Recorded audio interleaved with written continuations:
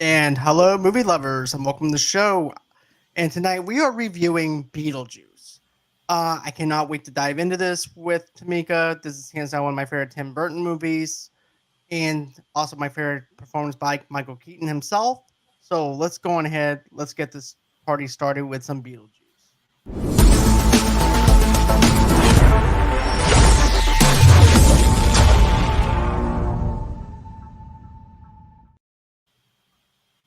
Hey, Tamika, Hey, how are you? I'm doing good. What about you? I'm doing fantastic. It's always good to have you on the show. I just want to say welcome back again. I know we just did our House of the Dragon episode last week. Yes, thank you. So now we're actually covering Beetlejuice. Yes. So my question for you is, for Yes. nostalgia factor, Uh-huh. where do you actually hold Beetlejuice at? When was your first time seeing Beetlejuice? Oh, first time seeing. It was more like a 8, 9. You were about 8 or 9 when you seen it. Yeah, that's my nostalgia Oh, rating. I was talking about like when did you first see it though? Oh, pay attention to me. uh, I don't know the exact age. Maybe it was like 10, 10ish. We came out in 89. I didn't see it in the theaters. I I didn't saw it see on this one in theaters. TV. Yeah, I saw it on TV. It was probably one of my friends who always had like horror movies or spooky movies, and I probably Right. saw it at one of his house.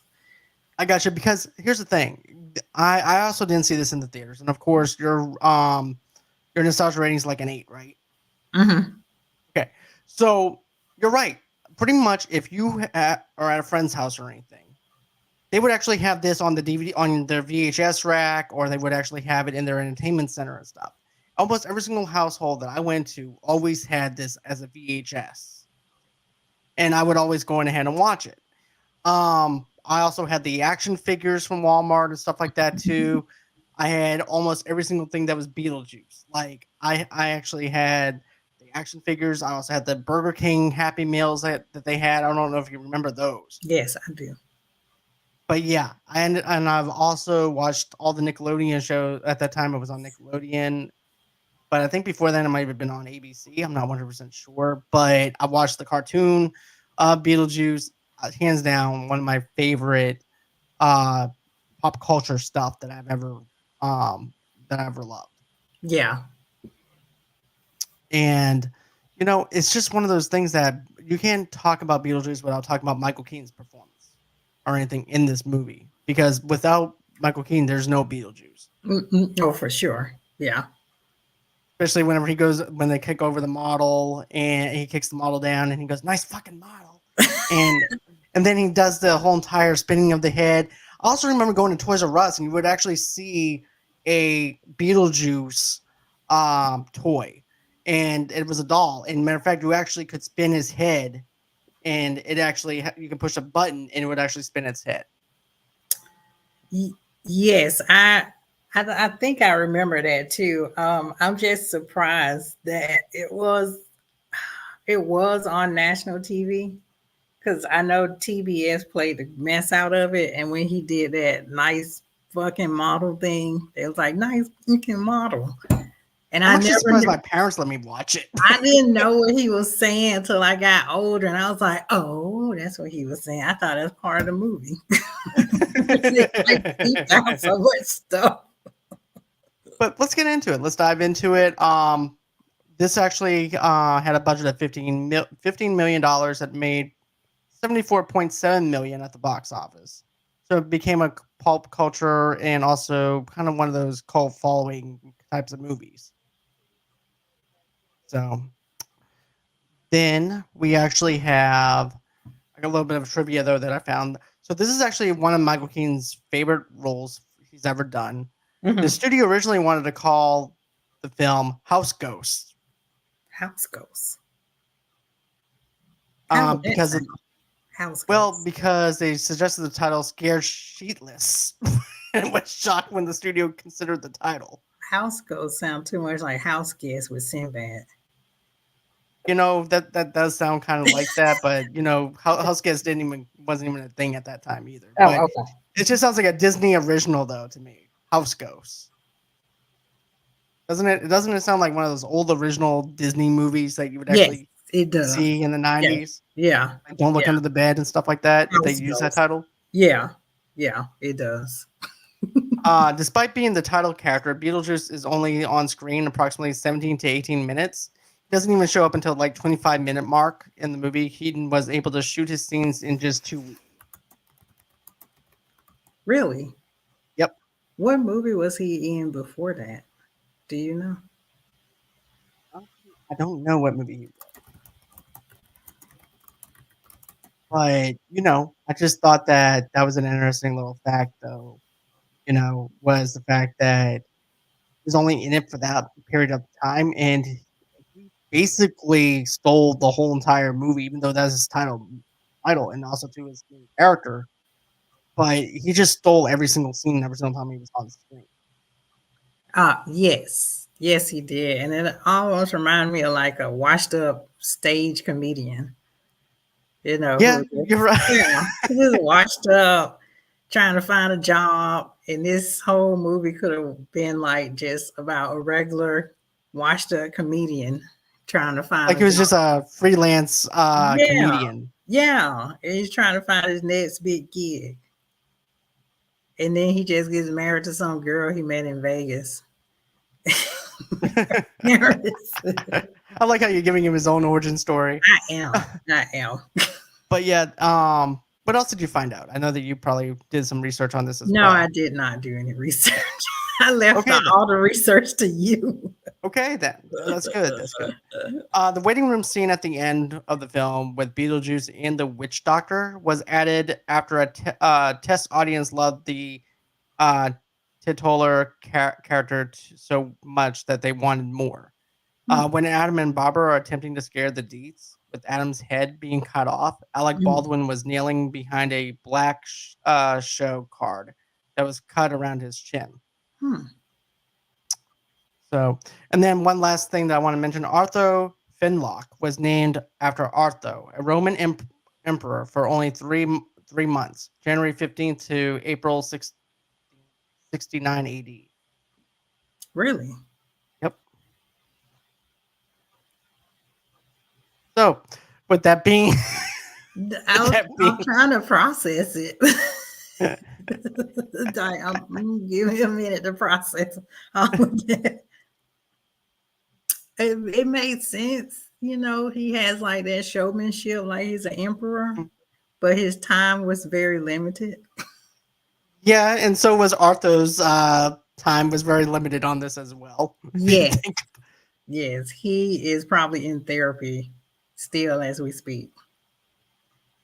but I definitely love the performances in this movie. I thought the performances for this was really good, aside from Michael Keaton. Come on, Catherine O'Hara in this movie was fantastic. You have Winona Ryder in this movie. This movie is just fantastic. All around. Talking about nostalgically. Hmm. But my nostalgia score would actually have to be at like a 7.8 out of 10. Really? Yeah, it's just um I just remember watching it all the time and stuff like that. But I'm just think that the Batman 1989 kind of ranks up there a lot more for me versus Beetlejuice. Wait, did So he do? did that a year later. Oh, okay. So I do remember a little thing, but I did not study the trivia. Was this like his first comedic film? Uh, Did you know he of? did Mr. Mom a while back Oh, though okay. too. Well, never mind. Scratch out what I said. He did a couple of some work in 1979 as well. Things like that. Oh, I think okay. so. He's done some work before this. Oh, okay. Well, yeah. Scratch out what I said. But yeah, I definitely have to say I really enjoyed rewatching this go round. Stuff like that too. So let's go on ahead. Let's talk about Beetlejuice. Okay, let's do. So hey, welcome back to Movie Lovers Unite. I'm your host with the most, John DiGregorio. We're here to dig up the classics dust off the cobwebs and try not to get possessed. Well, not too much, anyways. Your ghostly guide. I'm your ghostly guide for today's adventure. And today we're diving into the world of Beetlejuice, the movie that taught us it's okay to wear stripes, be rude, and still have a killer sense of humor. Seriously, where else can you find a bioexorcist who is charming as he is revolting? Hey, Well, oh, heyo. We'll hey, be breaking down all these ghostly gags, that outrageous outfits, and Michael Keaton's masterclass in being hilariously disgusting. And if you're wondering why you've suddenly developed a strange urge to redecorate your house with neon lights and snake statues, well, you're welcome. So strap in, grab your copy of the handbook for the recently deceased, and join us as we summon the ghost with the most for this Beetlejuice bonanza. And remember, folks, if you say his name 3 times and he doesn't show up, just hit play on this episode. We've got you covered. yeah, yeah, because we're probably gonna say it like 16 times. Exactly. It's probably like a stay in your living room. I see people just looking around like, where are you at? Oh Where's my that? God, he's still here. He's everywhere. But yeah, I'm excited for the new film. Sorry, that's jumping. I'm excited as well. Yeah. Let's see. I'm getting 1 second. Okay. Is that better? Yeah, you were just like, moving around. That was Okay, all. gotcha. Okay, that was me. That was my fault then. But okay, You so still. I can't help it. Okay. Okay. Okay. So anyways, scene 1. Barbara and Adam, Multiland, decide to spend their vacation decorating their idyllic Connecticut country home. As the two are driving home from a trip to town, Barbara swerves to avoid a dog, and the car plunges into a river. After they return home, Adam decides to retrace their steps as they can't remember how they got home. Upon stepping outside, he's taken to a desert world with the mysterious sandworms before being pulled back in by Barbara. Even though he had been gone for less than a minute, Barbara claims he had been gone for 2 hours. She and Adam notice that they now lack reflections, and they discover a handbook for the recently deceased and realize that they did not survive the drowning. So here's the thing. I love the very beginning of this with the I love the opening credits. The opening credits to me is just fantastic. I like how they introduce us to this town. This town feels like a character. It feels like every small town that you can think of. Yes. It reminds me of my small town that I grew up in Poplarville. So it reminds me of that little small town. And then, of course, you have the little hardware store and stuff like that. That's Adam's hardware store and stuff like that. And then it goes into where their house is, and it goes into that little toy model that Adam is playing with. Yes. That he made. And then the spider comes up over it, and then Adam winds up taking the spider. I'm like, hell the fuck no. I'm not touching that shit. I am not touching that. No, I didn't like that part. No. That whole humane thing, I don't like that. I don't like that either. I'm gonna get some Raid. I'm gonna spray that shit. Seriously. Yeah. But and then it goes into the whole fact of they're on vacation. They want to redecorate their house. So then they decide, okay, well, let me go stop by the hardware store and get some supplies, because Adam actually owns the hardware store. Or it seems like he does, because he just opens the door. It just That's what I was going to ask you. I was going to ask you, did he steal that man's money? Because the old man is just sitting out there. It's like, hey, how you doing, Adam? Yeah. He's like, I'm doing good, Mr. So-and-so. How you doing? Now, old man talking about divorce stories and stuff. Maybe he's just one of those kind old men that just like, you know what? I don't care. It's just Adam. I'm just going to let him take whatever I have. No one comes to this stupid store anyways. Totally gonna ask you that. I wrote it in my notes. I was like, did he take money out of that man's register? I think he owns that. I think that Adam owns the. I'm just speculating here, but I'm thinking that he might actually own that store. I hope so, because that's just something like you deserve to die. Just stealing people's stuff. And he goes, "Okay, Barbara. Well, here we go. We're just gonna go back home now. I got what we needed." I So need to finish my model. I don't care. I don't got the money. then, as they're going underneath that bridge, that wooden bridge, they see the dog. They wind up swerving, and then the car's hanging off the little embankment thing of the board. The dog is over there balancing the car. So if he gets off the board, the car lands into the water. But what did you think of that scene? Man, I just wrote red bridges and small dogs beware. Like I just can't go through a red bridge like that anymore. Like red covered bridges on the little, and then it reminds me of Bridges of Madison County. Beetlejuice and Bridges of Madison County messed me up with bridges. I can understand that. I can't deal with it. But yeah, oh, that was so scary. Because it starts as a normal day, so you're going along with them. I still don't understand why Barbara had to come with him to the store. She could have been at the house, but come on, the husband and wife. My wife is not going to let me go by myself. I mean, were they newlywed? They were married for a couple of years. Like, I don't know. Anyway, I guess they're just in love. So, and then she went with him, and like you said, they swerved to miss the dog, but oh no. At this point, I'm like, dude, what was that? Exactly. And then they're telling the dog, don't jump, don't get off the little wooden ledge thing.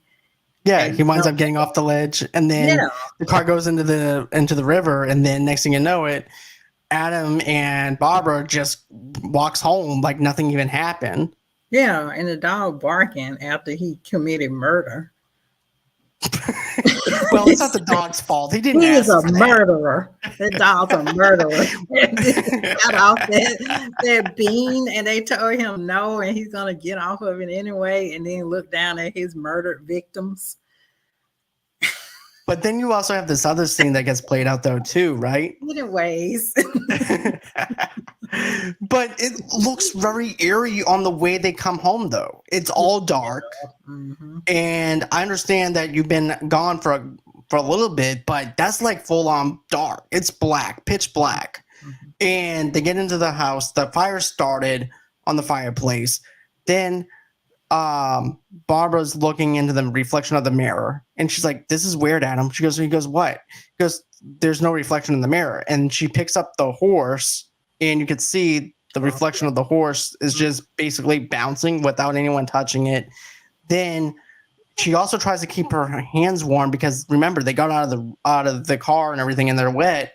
And she winds up taking her hands and putting it near the fire, and then her fingertips are on fire. Oh yeah. Mm-hmm. And then a lot of stuff happens where they're not sure what's going on or anything, just as the audience doesn't know what's going on if you're seeing it for the first time or anything. But then you get that other scene where this other part where they actually have the handbook for the recently deceased is sitting on the table. So then they realize that they've died. Mm-hmm. And then you see this other scene that happens after that where basically Beetlejuice is reading the obituary. Yes. Like it's like a help wanted ad for people that died. Yes, he's looking for his next comedic gig, like the next comedy club. I mean, wouldn't you not seeing your reflection go, oh no, I think we didn't make it? No, we wouldn't. Yeah, unless they're vampires or something. That's the only way. Right, vampires can't see their own reflections or anything like that. But so we think.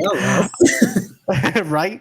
But then but the whole entire sandworm thing is also really creepy. He goes, well, let me go back and retrace my steps. He gets outside the house and he retraces his steps, and I definitely, and this is what I liked about it was the fact that it's also even more eerie and creepy because of the fact it's nothing but blackness. All you see is the steps that he's stepping down in, and Mm-hmm. then there's a door into outside of the portal, Mm-hmm. and he lands into the desert, and then you see those sandworms. And the sandworms is still stop motion and stuff like that, but Mm-hmm. I think that it still holds up. I mean, some people are like, oh, the special effects may not hold up, but in my opinion, unless it's the nostalgia of me just thinking about it, that in my opinion, it still holds up. Yeah, we talked about that before the show, how Mhm. it still holds up. And then I'm just gonna point out throughout us talking about the film is one of the childhood traumas was the sandworm that like just haunted me in my sleep. But yeah, all those fantasy movies, sci-fi fantasy movies from the 80s, they still hold up with the stop motion. Cause if you that's why I'm curious for Beetlejuice now. Like, if they did a VFX of that sandworm, would it still have the same effect on you? That's an interesting concept. I don't know, but I do know that they are doing a little bit of CGI mixed in with some of the regular special effects, Okay. and they are going to have the special. They're not going to have it as CGI'd or anything like that. It's still going to be practical as well. Okay. All right. Because Tim said this, he said he's not gonna use an oversaturation of a lot of CGI. He wants it to be as authentic as it was for the original.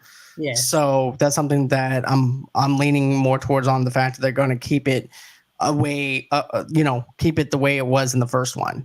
Okay. Good. Thank you, Tim. but but what did you think about the fact that Barbara told Adam that he was gone for 2 hours? Because that's kind of surprising about how time works when you're Yeah. dead. Yeah.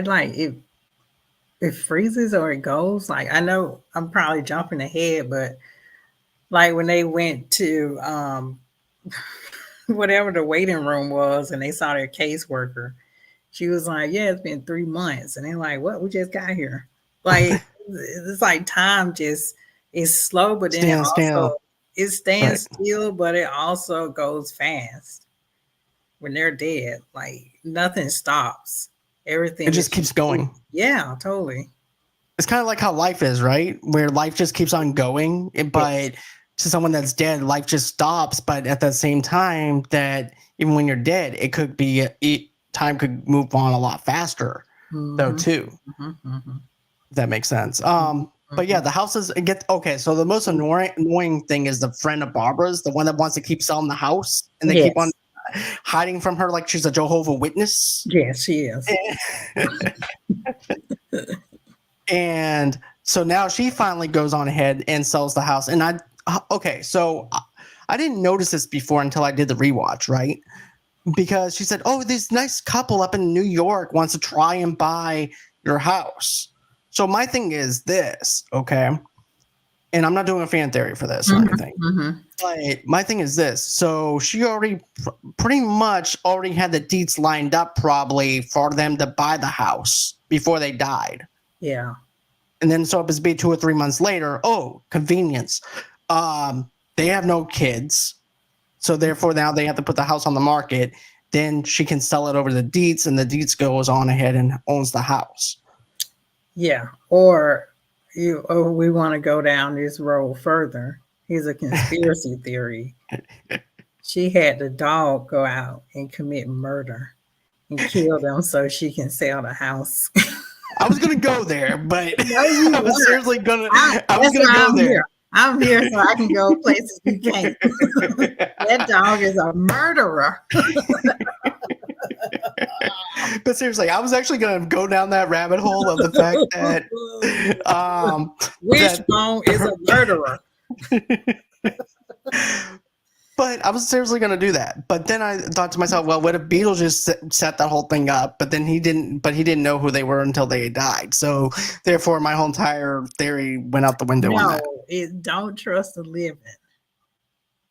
The No. real estate agent and the dog killed him.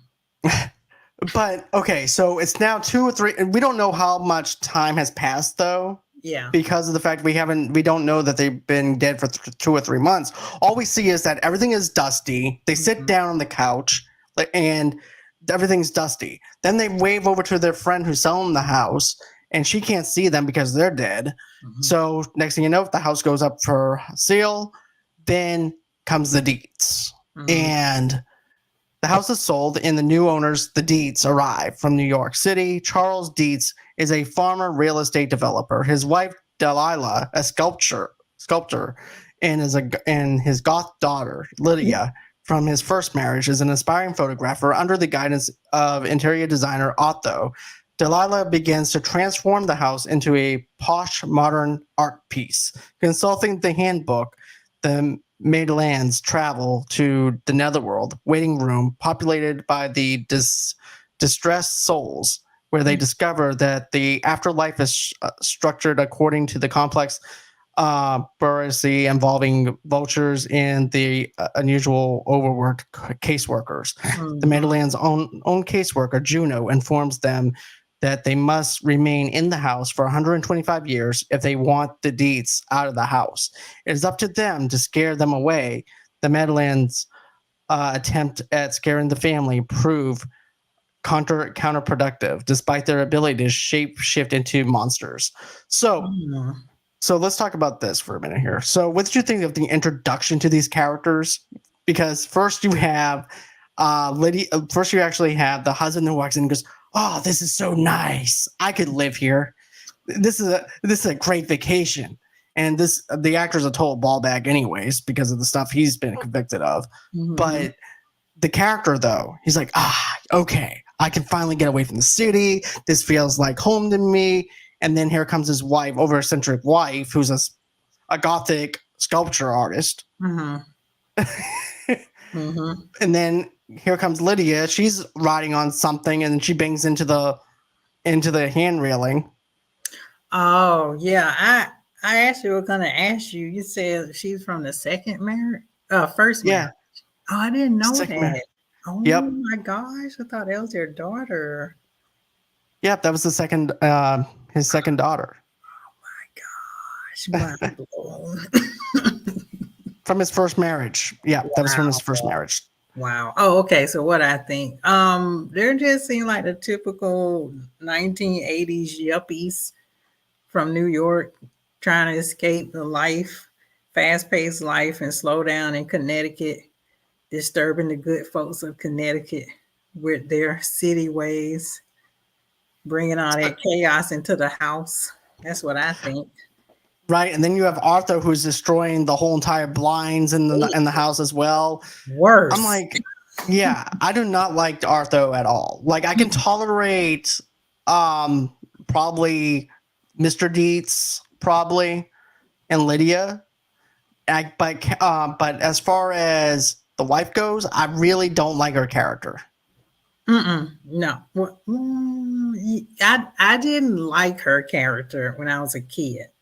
But seeing it now, I still don't like her, but I tolerate her because I'm like, oh, she's just artsy, New York. A very bad artsy person. Yeah, she's just an artsy person trying to find her next sculpture piece to make money. The thing that makes me laugh is when the movers have her sculpture there. He goes, "And don't break my sculptures." And the guy's looking at her like, "What the fuck is this, anyways?"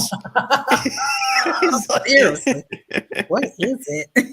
This is basically Picasso on crack, if you think about it, with the stuff that it is. Yeah. Her sculpture, I was like, whoa, what the fuck is this? This is like super 80s. It's already ruined. I mean, there's nothing more that he could do to it that she didn't do it to it already. If it's ruined, she could just sell it again and call it something else. Right. But then you get the whole entire thing of them marking what rooms they want and what they want to do with the house. And they're not even in there for a good 5 minutes before they actually start doing all this stuff. And then you have Adam, who is very defensive on everything that they're doing and don't like what they're doing. And they're trying to scare them. They actually have Barbara, who winds up taking off her face, and it turns into a skeleton. And that doesn't work. All she does is just... they just move her off to the side like nothing even happened. Yeah. And then they were doing all that stuff, and I was like, oh, they probably can't see them, which they No, couldn't, and it was probably pointless. But those were some pretty good tricks they did. Now yeah, taking the they face did. off, I would be scared shitless, to be honest with you, if I seen that. But yeah, then Arthur also pulls out their the wedding clothes. And then there's actually a part where he goes, ew. There's a sound that they make and go, ew. eh. Like kind of like Lucy, Right. yeah, But then you actually have this other thing that takes place though too in the house, where now the father is like, "Look, I want this room. You can have any other room that you want, but this one's off limits." And then Adam goes, "Oh shit, I forgot to lock the attic door," and he's also cut off his head to try and scare them. yeah, Hold his head up, and so now he's running, breezing past them, and then Mrs. Dietz and Arthur are both looking at each other. What's that? Oh, I think it was just the wind. And then next thing you know, the door shuts. you know what? That does not help my trauma. 'Cause when the door just automatically closes, I'm gonna be like, "Oh shit, who's in here?" Or if I feel a breeze upon a wind in the house, it's over with. You can have the house.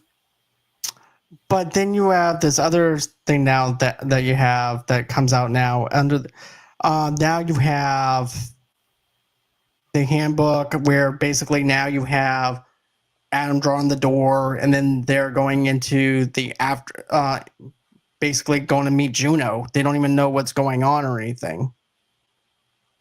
And so they go on ahead, they meet up with Juno. But before that, you actually have another scene where Beetlejuice is trying to advertise his business for an exorcist, bioexorcist. Yes. Yes. Come on down, folks. Used car salesman. Right? Like one of those cheap car salesmen that you would get in the 80s and everything. Come on down and come and see me. Yeah. Free demon possession with exorcism.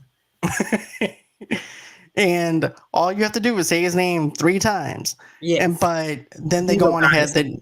Right. But what do you think of them going through the manual and then drawing the door and then the door opens? I thought it was pretty cool, pretty magical. Just the whole scene and just going into the afterworld, you wouldn't think that it was so structured or that it felt familiar like the DMV or the IRS line or something. Like you had to wait their turn, call Right. a number, all that other stuff. And I'm like, I expect chaos. And this is too structured. Right? Because they said, oh, you don't have an appointment, so therefore you have to wait. Yeah. And then I was like, oh, God, that's scary. Did you read the handbook? I'm like, oh my God, I feel like I'm taking a test. It's like, did you do your homework? We got a quiz. I'm like, oh my God, okay. And everything, like, did you read the handbook? Section 559. Oh no, I didn't read the handbook. No, I didn't read it because I was too busy wondering if I was dead or I was alive. Yeah, lady. I'm new to this. I didn't know we didn't. I'm new to being dead. Yeah, so. I didn't bring my handbook. I'm sorry. My bad. I didn't mean to. Well, now you have to sit in line, and then they finally meet up with Juno and informs them that they must remain in the house for 125 years. Oh, I was going to tell you, you know the scene where the guy came, they called their name to escort them? Yeah. Let's talk about that. Yeah. Okay. Well, that messed up my childhood because that guy was creepy. And then when he left him, he zoomed into the wall. Oh. I like couldn't sleep. So I'm a little flat. Yeah, I could. And he's like, okay, zoom. And I was like, oh my God, where did he go?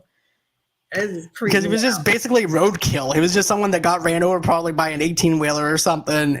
And all you see is like a flat tire marks on his body. And then he just goes sliding through there because he's supposed to be doing the filing. Yeah. And he slips in through that little crack, and then you don't see him anymore. After that. No, the whole movie, he's just gone. But then you see someone hanging from the file, holding the files in his hands. It's like, Oh my god! And the skeletons working at the desk. I was like, it's too real. How long have they been there? Are they do they get a retirement plan? No. It's just forever. They're Retirement plan. forever at the desk I think working. they just went on ahead and worked themselves to death, probably. Yeah, and they didn't never retire. No No, 401k, nothing. nothing. Oh, Selfish. oh my gosh. That is every person's hell that sit at a desk. It's like looking at yourself. Over and over again. Yeah. But then you get over to Juno's office, and Juno is basically telling him, "Hey, look, you've been dead for this many months, for 2 or 3 months. You've all this cheap parlor stuff is not helping you." Mhm. Because then they finally make it into their kitchen as well, and she's like, well, we thought about calling this Beetlegeist, this beetle thing. Do not say his name. Do not even mention his name. Yeah. Here's why. And then I like how they give you the origin story without having to show anything, because Yeah. I think showing less is more, and they do a fantastic job of that. Mhm. Yeah. Yeah. Because he was her assistant, but he wanted to go out on his own. So it's kind of like Right. his bookie for comedic gigs, but then he wanted to go out and on his own and do his own Right. comedy shows. And be a bioexorcist and be a freelancer, and and he's caused nothing but problems for Juno. Yes. And so after that, she winds up, and she goes, "By the way, he's been making a mess at your cemetery." Eee. And What then do you see think that about one, that? Oh, sorry. What do you think about that effect where her neck the was smoke is good? coming. Yeah, from her neck. That is something I was wondering, like, how did she die? Was it like, how they had that little thing where basically you have to press down on your neck and Yeah. because you smoke so much? Yeah. Or I don't know. That was something I was wondering, like, how did she die? But that was kind of interesting on how Burton winded up making that little smoke effect come out of her neck Yeah. and everything. I mean, Especially, let's not just cut her neck. well, also too, remember whenever they had that other guy that is burnt to a crisp, and he goes, cigarette, and he goes, no thanks. He goes, yeah, they'll kill you. Another trauma. But, That right. man. And then the small headed man, the second trauma. The shrunken head. Yeah. Yeah. And then she was leaning over, and then he was like, and she's like, oh my God, okay. It's like, oh. But then you have Tim Burton. Who else? Who else could actually do this? Tim Burton, right?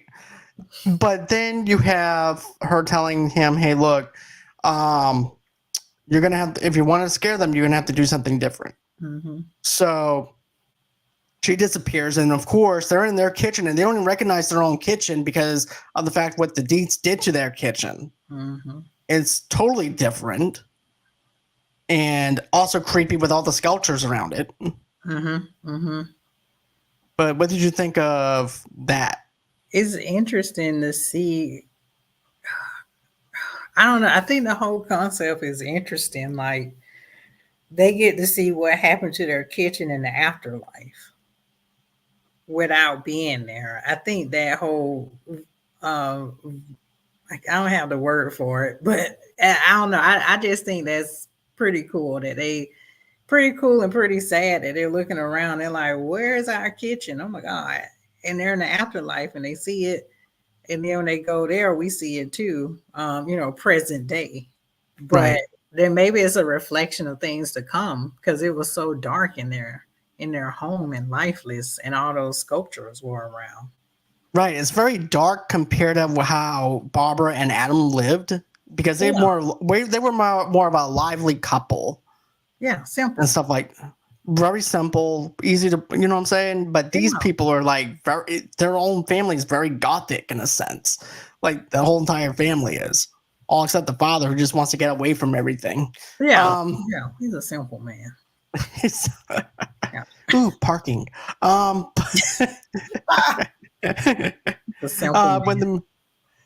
while that's going on, while the Meadowlands are away, seeing Seeing Juno, Lydia discovers the handbook and reads it. Although Adam and Barbara remain invisible to Charles and Delilah, Lydia can see the ghost couple and befriends them. Against Juno's advice, the Madeleines can contact the Missent, known as Beetlejuice, Juno's former assistant, now freelance bioexorcist ghost, to scare away the deeds. However, Beetlejuice quickly offends the Madeleines with the crude and morbid demeanor, and they can reconsider hiring him, though too late to stop him from wreaking havoc on the deeds. The small town's charm and the supernatural events inspired Charles to pitch his boss, Maxie Dean, on transforming the town into a tourist hotspot. But Maxie wants proof of the ghost. Using the handbook of the recently deceased, Otho conducts what he thinks is a seance and summons Adam and Barbara, but they begin to decay as Otho as unwillingly perform an exorcism instead. So let's talk about this other thing first, okay? So I like how you have like the little Twix bar that Beetlejuice is doing first. He goes, "Hey, come over here. Come over here." Oh, yeah. Yeah. He goes, "Come on. A little bit closer. Closer." And then, "Help me. Help me. Help me. Help me." I'm like, what's going on? And then you have this whole entire deal now where they were trying to scare Lydia's mom. It doesn't work. They dress up in sheets to think that they're going to scare her. And she's over there watching WWF wrestling. Oh, she's is that what she sleeping. was watching? I think so. I think that's what she was watching. But anyways, she's sleeping it during the TV and goes, "We are ghosts. We are going to kill." And then, Lydia comes out with the camera and goes, "Look, whatever you sick things that you want to do it on your own time, because I don't have time for this shit." Basically. And she's over there taking Polaroids and thinking that it's actually her mom and dad fooling around, but then come to find out when she looks at the Polaroid, oh, they have no feet. Dun, dun, dun. He goes, "Are you really the Night of the Living Dead? Night of the Living what?" What's that? And I was like, "Adam, you idiot." You know what that movie is. Especially when you and I reviewed that one during Halloween time, too. Jeez. How dare you disrespect us? The disrespect. But then she goes, "Well, good luck trying to scare her tonight because she's sleeping with Prince Volume tonight." Oh, that's what. Okay. Yeah, because I was like, "What?" And then she like clicked. You see, this is also another thing that clouded my judgment. I'm like, Prince Volume. And I'm thinking to myself as a kid, I'm like, what's Prince Volume? Does it mean like Prince Charming? And then as I'm an adult, I'm like, oh, yeah. Prince. Okay, yeah, you're high. You're not going to see. Nah, she doped up. That's what I didn't understand. I'm sure there's a million fan theories. But like Lydia was like, "Well, I'm strange and unusual. That's why I can see you guys." I don't know why I wanted a further explanation. But as a kid, I was like, that made sense. Yeah, me too. I was like, you know what? I'm in, okay? I don't care about no backstory. I'm here for Beetlejuice. That's what I'm here for. She's strange. That's why she can see him. But then as an adult, you overanalyze. You like, did she see death? You know, like how Harry Potter, how Harry Potter could see, oh my God, the horses, they have a name, but nobody else could see them except him and Luna. And then she was like, only people who have experienced extreme deaths or something like that can see these horses. And I was expecting an explanation kind of like that, like, oh, did she see like a horrific death and she became close to death and that's why she can see them? Well, don't forget though, but she's also depressed herself. She's also writing suicide letters. So depressed people see ghosts. I don't but she's also the strange and unusual. Remember in the handbook it says oh my God.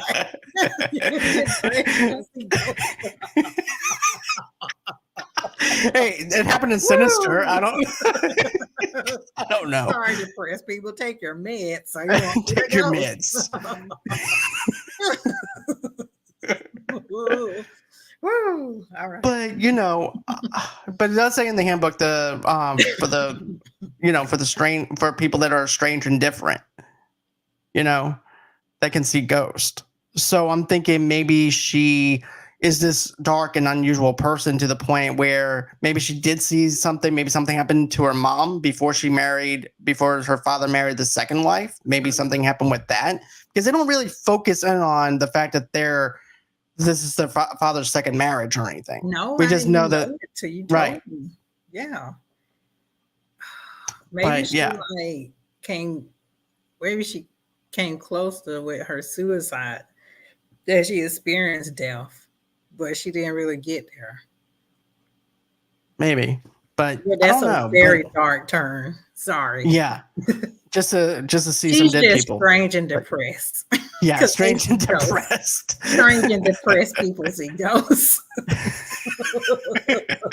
Especially when but they don't take their meds.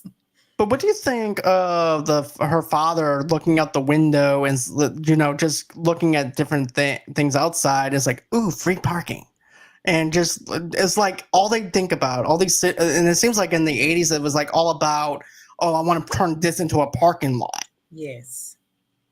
instead of something that is going to be value other than a parking lot. Exactly. And you have seen I was gonna say Wolf of Wall Street. I have seen that one. You know what I'm talking about with Michael Douglas. I know the movie you're talking about. I just can't Believe place. I just over my head. But that tells you everything about the 80s. Wall Street. Wall Yeah, Street. it's just all about land development and building and investments.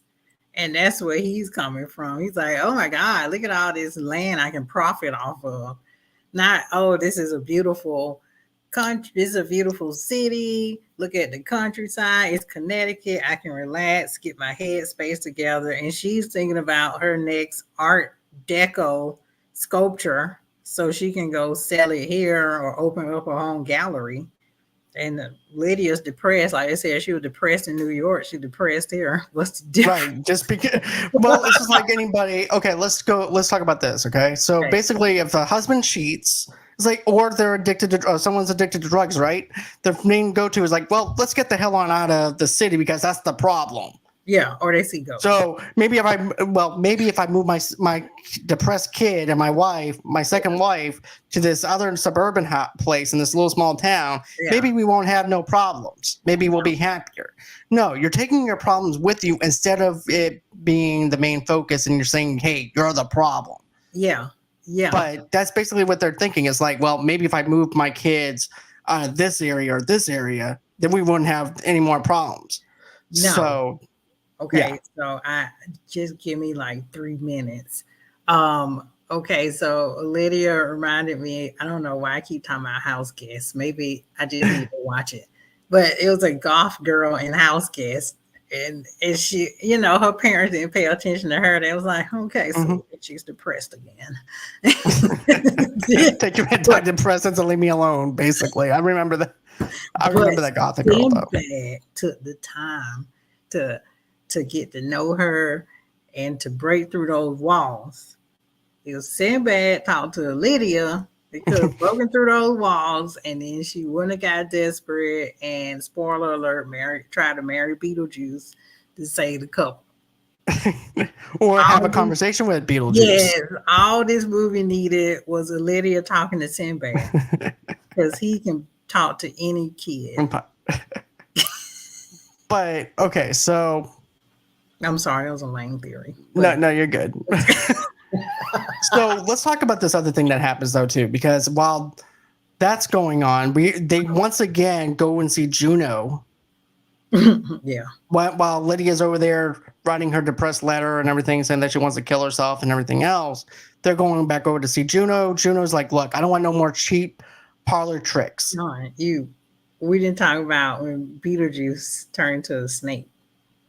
Oh yeah. Well, this comes up before. This actually was the part. Yeah, we also didn't talk about the fact that they actually had to go into the graveyard and all that stuff to dig him up. Yeah. So yeah, we need to talk about that. Okay, so let's go with that then. Yeah. So they go over to the graveyard, and because they actually said his name like 3 times, the light is lighting up, and then you see them going into the graveyard. Then they go and start digging them up because there's actually a graveyard that says Beetlejuice. Beetlejuice is buried here. Yeah. So they start digging, and then they wind up and goes, okay, now what? Do we knock? And the next thing you know, the coffin starts shaking. He flies out, and then, then here comes Beetlejuice. And what did you think? What did you think of that creepy scene? I thought that was a brilliant intro. It was like, ta-da! I'm Beetlejuice. Hey, you know what's strange, John? The grass in the model grass as a kid, it just made me want it like gummy candy. It's just me. I'm strange and unusual. Okay, the way it folded back, I just wanted candy. I was like, oh, I look like candy. I want some candy now. That's all I thought about. Okay. So anyway, I like Beetlejuice's intro. I thought it was pretty good. And then it was kind of weird. And to Beetlejuice's point, it was weird. Adam was like, well, what are your qualifications? And he was like, oh, I went to Juilliard and Harvard, and I scared 1 million people, and I was at the Black Plague. I'm like, yeah, I'm with Beetlejuice. What kind of question is that? What are your qualifications for this job? And it keeps getting funnier every single time.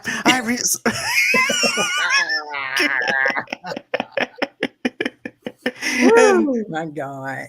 And then he winds up spinning his head around, and he catches it, and then both talking to each other like, I don't think this is a good idea. And then of course you also have Beetlejuice that jumps on his head, on his back, on Adam's back. Yeah. And he goes, hey man, we shop at the same store. Man. And this then he was like fucking her, and then he was trying to grab at Barbara's breast, but it was her stomach, and she was like, hey. Kind of tickles her stomach. Yeah. And then while he's talking to Beetlejuice is taking the stick and lifting up her dress. Yeah. Ooh, yeah. Hey. Oh, what? Oh yeah, and then do your line. Then after that happens, they decide, look, we don't want to be even associated with you or anything like that. So Barbara winds up going home. So they wind up going home. Goes, hey, what you doing? I'm a fucking professional out here. He goes, so he winds up kicking the model tree down and goes, hey, nice fucking model.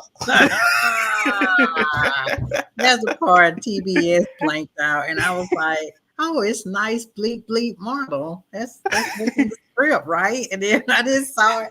When I saw it without it years and years later, I was like, oh, okay. But I like how they use the effects of Beetlejuice flying out of the coffin. I thought that was pretty cool, and how he lands, and how, just like, here I am. This is who I am. This is who Juno's been talking about. I like the presence of him and how he overshadows everybody in this movie, even though he's only in it for like 17 minutes. He has a presence about him. Is it just 17 minutes? It's about, I said it in the trivia that I ended up saying, but yeah, it's a little less than that. Yeah. Because he only filmed it in like 2 weeks. He only filmed his scenes in like 2 weeks. What? Dang. Where they got that suit from? My man. Who made that suit? Oh my God. So now we're caught up. Now we're going over to where Juno is. And Juno said, instead of putting him back to where he was supposed to be, you just let him out of his box. And now he's roaming around the model. And she goes, look, I don't want no more cheap parlor tricks anymore. If you want the deeds gone, you have to do this. Mm-hmm. And then I like how the football team dies. They wind up dying and goes, hey, coach goes, look, I'm not your coach. Where's the bathroom? There is no bathroom. And then she goes, well, where's the coach at? He survived.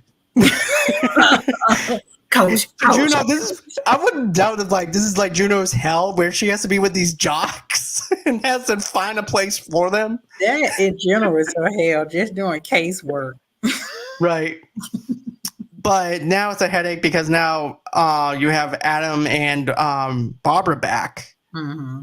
And so she's like, okay, so what are you going to do? So then they take their face and Oh, everything. yeah. The special effects for this was really interesting and really nasty at that time. Good. Yeah.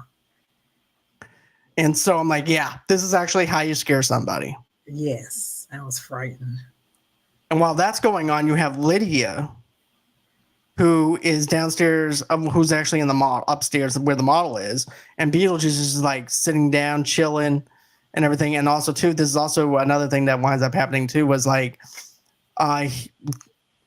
Barbara actually thought that Adam built the whorehouse in the model. This is before they actually get over to the Juno too, and just Adam, because I didn't build that, and he's like, oh, Yeah. Yeah, he's like, it's been 200 years. I need to release some tension. Yeah. Oh, yeah. And then he's got the spikes all over him. Yeah. And stuff like that, which is like symbolizing that he's horny, I guess. But that's how what I thought. Yes. That's what I had thought. Like, I know that was a defense mechanism whenever Barbara picks him up and everything, whenever he was threatening her about talking to Lydia. Yeah. And but that's how I thought of it was. Like, it was like a sexual preference of the fact that he was horny. Yeah. Yeah. But, as a kid, it just go right over your head because I was like, oh, he's just going to this house. Right. It's whorehouse. Going to a party. He's just going to a party with some red women. Right. And then all of a sudden it goes into a whole entire deal where now you see Juno and they're talking and stuff, like I mentioned. But, you know, and now she's like, look, I don't want anything to happen to Lydia. I care about her. I love her. And, you know, Barbara really has an emotional attachment to Lydia. Yeah. And at this point, Lydia's talking to Beetlejuice. Beetlejuice is upstairs in the whorehouse because now there's nobody there. And also, Juno was the one who put the whorehouse there so that way it could distract Beetlejuice so that way she could talk to Barbara and Adam. But, and I was wondering to myself when she said, well, you didn't even put him back in his box. My first initial thought was, how did you put him back? My first thought was, how did he get there in their model? He jump out his box. Well, I have no idea. But it made me think though, as an adult, it's like, how the hell do you put Beetlejuice back in his box? Yeah. Like, do you say box, or what do you do? Because clearly, Barbara winds up calling his name 3 times. Yeah. To get into the model. But how do you actually go ahead and you say home to get back home and call his name 3 times to get into the model? But how do you put him back in his box? So I wonder if that's actually part of the handbook in case you actually let out a bioexorcist. That's a freelancer. I don't know. They didn't read all the way. They just skimmed it. Skimmed it, you know, just typical things, you know. But then they accidentally scared Lydia. Well, she's talking to Beetlejuice. She goes, look, babe, I really got to get out of here. If you want me to help you, you're going to have to get me out of here. Yeah. So what do I do? Well, we're going to. So he starts playing charades with her. Yeah, that was my favorite part. Go ahead. What do you mean? Go ahead. That was just my favorite part. He's like, I can't say my name. You got to say it for me. And it was like a beetle. She was like, beetle? He's like, yes. And then he was pouring orange. She's like, beetle, orange, beetle. I was like, no, bro, Jesus. Beetle. And then at first she wasn't even guessing the beetle. She had to put the beetle on a beach chair. He goes, hey, how are you? And then and goes, oh, beetle. Yeah. The beetle, orange juice. Oh. Yes, juice. Juice. What do you think about the scene where they attack? We're gonna get to that. Scene, but I still love that scene where basically Adam and Barbara attacks them at the kitchen table. Oh yeah. And singing Deo and stuff. We're gonna get to that in a minute. Yeah. But then Lydia is talking to, like I said, and then he winds up falling over the railing because now Adam and them are back. And he goes, just say it. And Just falls. say it.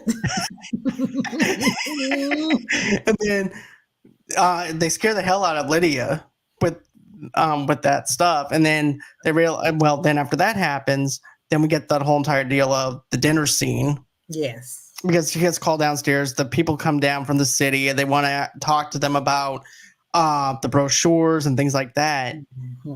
And setting up something. And so at the dinner, they all start singing Deo and possessing them.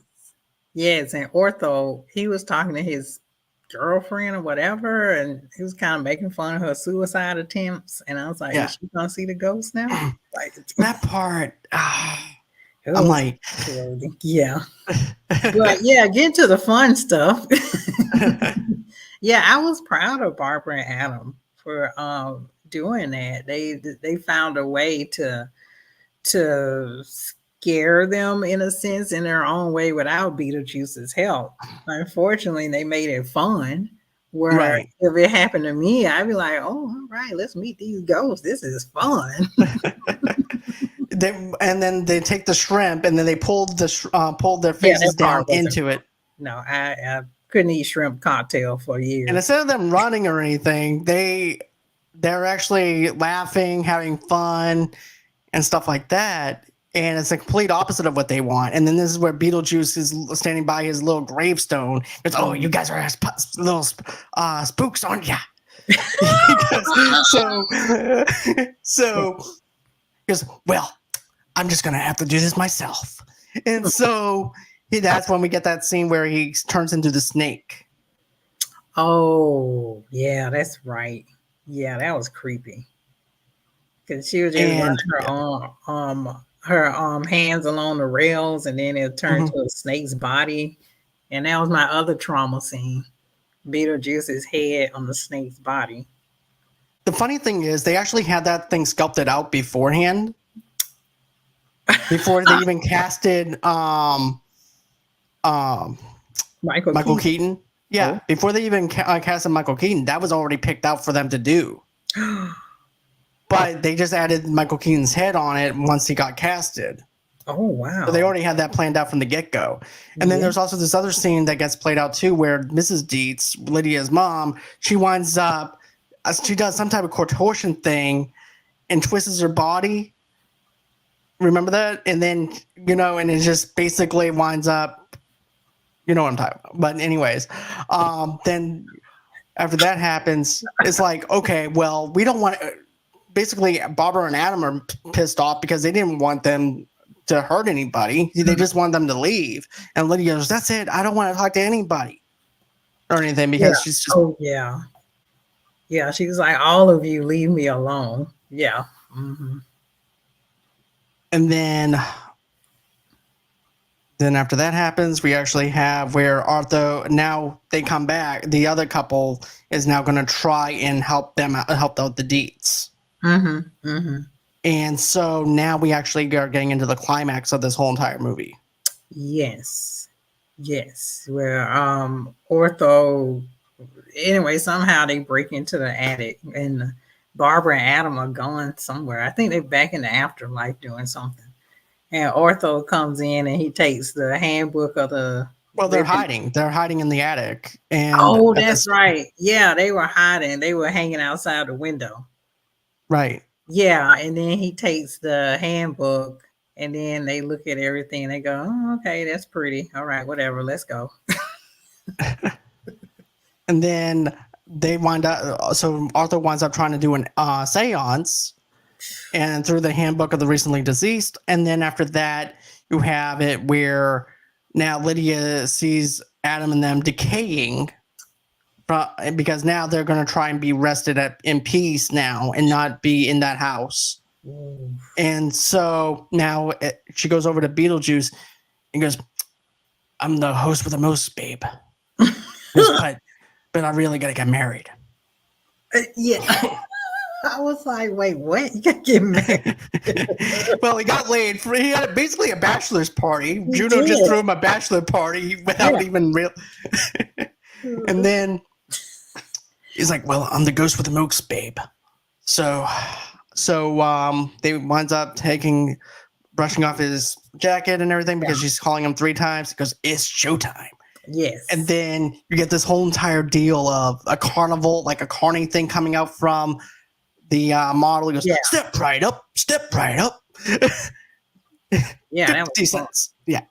Yeah, And every scare was part of the person's personality too. Like when they basically invited their boss for like a work dinner to see if this seance and ghosts are real, so he can get investment for a theme park. And then, the boss in them, like you said, Beetlejuice came out and he presented himself as a carnival ride. And the stupid boss and the wife was like, "Oh my God, this is so much fun." And then he takes the big hammer and basically it winds up ejecting them out of the house. Yeah. Yeah, they did. Yeah, they did. There's no coming back from that. No, they're in the waiting room. You know what? I wish they would actually put that in the waiting room with Beetlejuice. Yes. That would have been perfect. But then you have this other thing that gets played out though too, where Arthur's running because he's scared shitless. Goes, "Where you going, buckaroo?" And then goes, he takes his chance, and then next thing you know, his clothes falls off. Runs, and then it's like blue polyester suit, and that's like his nightmare, and we don't see him anymore. And then he's like, "Well, I think everything's back to normal, I think." And then that's whenever Lydia is dressed in a red dress. You also have this other thing that's got played out though too, where now Adam and Barbara are no longer decayed. Then they decide, "Hey, I want to try and send Beetlejuice back to where he was." Mm-hmm. So basically, you have to call his name 3 times whenever he's out in this world in the living part. Yes. Okay. To send him back. Yes. So they try to call, and he puts first he winds up putting a zipper on Barbara's mouth. Yes. He sends Adam into the model. Yeah. Well, he takes his teeth out first. Yeah, he takes his teeth out. They start doing like a Joker thing with the teeth. All right. And then after that bit is done, then they actually go on ahead. They throw a zipper on Barbara's mouth. Barbara winds up unzipping her mouth, saying Beetlejuice, and then she winds up taking a steel plate to her mouth. And then after that happens, you actually have Adam that's trying to stop and to get into back to where the wedding is with the little toy model truck that Beetlejuice was driving whenever he wrecked it. Mm-hmm. Yep. And this scene where he got the ring and it was a woman's finger and she was like, "Oh my God." He's like, "She meant nothing to me, babe. It's okay. It's only you." I was like, "Ew." It's always been you. It's always been you. I swear to God. I swear. Oh my God. And then the Beetlejuice saves them and disposes of Maxie and his wife and Arthur and prepares a wedding before a ghastly minister, the Midlands, and intervene before the ceremony is completed, with Barbara riding a sandworm through the house to devour the Beetlejuice. Yeah. That was awesome. That's even her controlling that sandworm was awesome. That's what I'm talking about. Like woman of power in the 80s. Just I mean, did she say like we're going to kill Beetlejuice and the sandworm was like, "Hop on, let's do this"? I don't even like that ball bag. I'm just gonna go on ahead. I'll do this right now. Let's go. Where are we going? Yeah. And so then what did you think of the monster that was trying to marry them? Yeah, that's another trauma. I got it here today. I was like, "Oh my God, what is going on here?" And then Beetlejuice voiced Lydia's voice. It's like, I love him, that handsome man. I love him. Which is, oh my God, we've been talking about Batman and Beetlejuice the whole time. And that would happen in Batman too, because Joker did that. Yeah, Joker did that. Yeah. But you can definitely tell what kind of person, if she wanted to marry Beetlejuice, on what kind of person he would be if she did marry him. Whorehouse. Not just a whorehouse, but just the personality trait of the person that he is. Oh, yeah. Way too eccentric and she way too depressed. That's, Total opposites. yeah. Finally, the Deets and Madeline's agree to live in harmony within the house. Beetlejuice is stuck in the afterlife waiting room. There, he attempts to cut in front of the witch doctor, who shrinks his head in retaliation. Being Beetlejuice, however, he remains upbeat. This could be a good look for me. Meanwhile, Adam, Barbara, and Lydia are seen in a remodeled part of the house, dancing to Harry Fontaine's Jump in the Line, with Lydia floating in the air to celebrate Lydia getting an A on her math test. And you also see, once again, Mrs. Deeds makes another sculpture. It is actually Beetlejuice's head. Mm-mm. Yeah. So why would you use the thing that traumatized you? Yeah. I know that art is about healing, Yes. but she scared the hell out of her husband. Yes. And then she's like, I'm making a lot of money off this sculpture. And the cycle continues. Right. Yeah. But yeah. Well, I know we didn't talk about the cartoon too much. But the movie scared the crap out of me as a kid. But then I guess a few years later, they came out with the cartoon, Beetlejuice, the cartoon. And that's how I really got to love Beetlejuice, through the cartoon. And then you were showing me, like before the podcast, like the toys they used to have in Burger King and all and Chuck also E. Cheese and everything else. And that's how I really fell in love with Beetlejuice. Yeah, same here. Like I bought all the toys. I actually had the one with the cemetery, with where you put Beetlejuice in, and then you can slide it, and he disappears, and another character comes in. I have that. I also had the action figures from that too. I also had the cartoon of the Beetlejuice from Burger King as well. So yeah, I had all that stuff growing up. It was just one of those things, part of pop culture that I really loved growing up. Yes. But my question for you though is, now that we stripped away the nostalgia, now that we actually dived into this movie scene by scene, and yes, there might be some things that, doesn't. It's fine. Yeah. But where do you stand on it? I still like it. It still gets like a 9 or 8 for me, and it brought up past traumas. But other than that, it's fine. I'm gonna have to go at least an 8 with it on this one.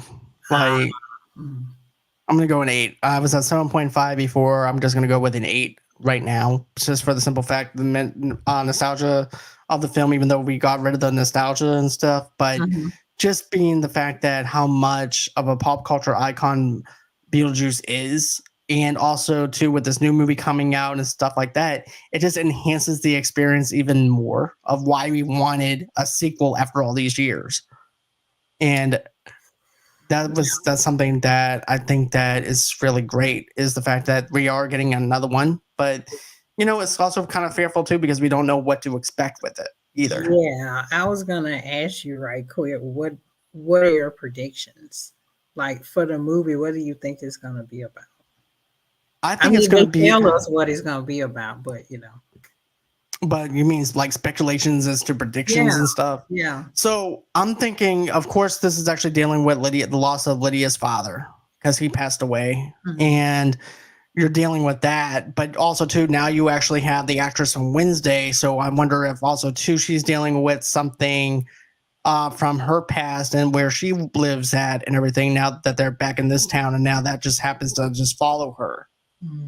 So it's like a little bit of a Lydia in her, but also making her own character as well, even though you have Winona Ryder returning as Lydia. So yeah, it's gonna be interesting on how they do it. And I like the fact that it kind of looks like the cartoon version of it though too. So that they're using elements of the cartoon and also elements of what we knew from the 80s to incorporate it. So I'm excited to see what we have here, because they're using like a subway scene, which we haven't seen in the very first Beetlejuice movie. So I'm excited about that. But there's also some deleted scenes that as well for this for the very first one. let's see. There's also different versions from the home video releases in 1988, original VHS standard version of the movie. There's also 1988 original Laserdisc standard version of the movie. Then, of course, the VHS in 1998 edited version of the movie, removing the scene where after Beetlejuice kicks down the tree in the model and he says the F word and makes a yanking motion. Then